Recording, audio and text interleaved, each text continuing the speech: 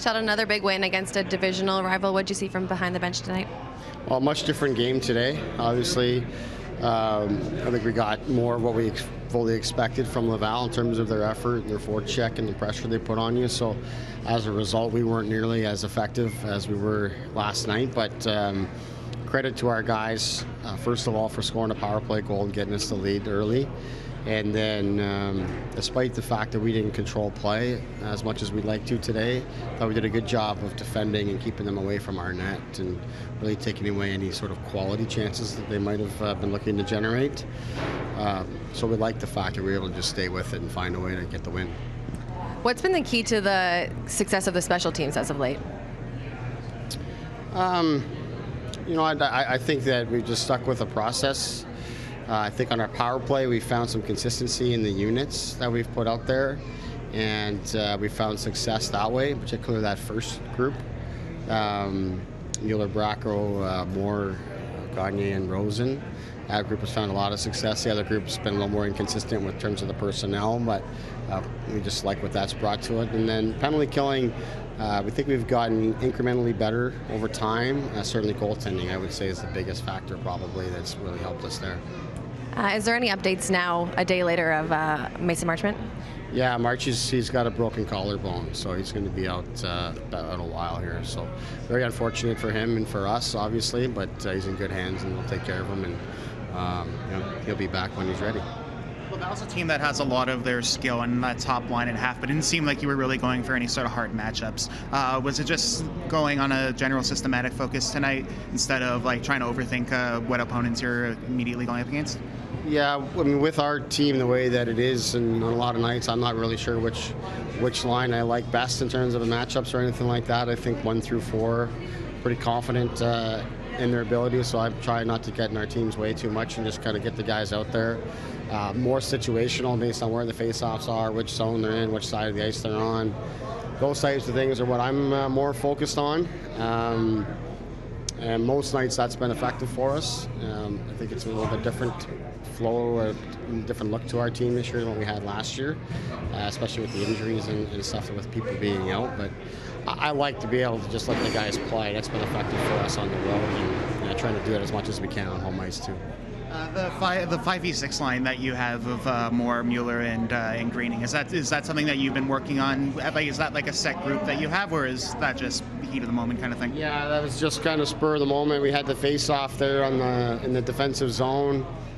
Mueller had been by far and away our most reliable face-off guy on either side, so we wanted him to take the draw. Colin Greening's out there just in case he gets kicked out or what have you, and obviously we trust Colin in no matter what position we play him in, so that was more just responding to that.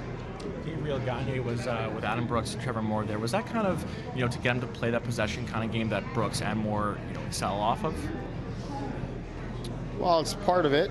Part of it just wanted him to play with two good players and two guys that will spend time in the offensive end and hopefully give him an opportunity to shoot the puck and do what he does well.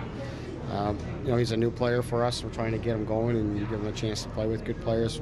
We think can help that. So was the idea with that with Brooks and Moore, because they're in the offensive zone so much, you could set up more shooting opportunities? That's part of it, but a big piece of it, obviously, we lose Carl Grunstrom and you got to change the lines there. That's the first step, and in doing so, we took Marchman off that line, and just decided to give Gagne a shot there. So, wasn't necessarily the types of players he was playing with, but it was more just the opportunity that he was going to get, knowing that that line was going to play a lot.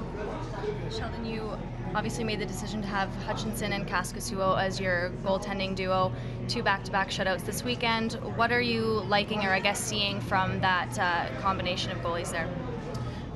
Well, I think that Hutchinson obviously is an experienced goaltender. He's had a lot of success in this league.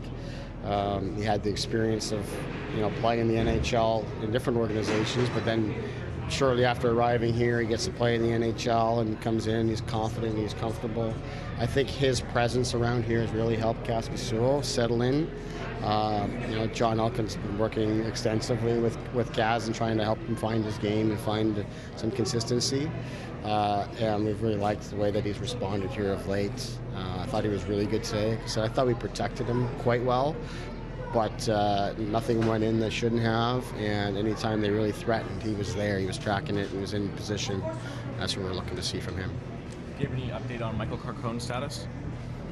He practiced with us yesterday and has been skating, so we're expecting him to return very soon, if not next game, then shortly thereafter. Any update on Timothy Liljegren's status?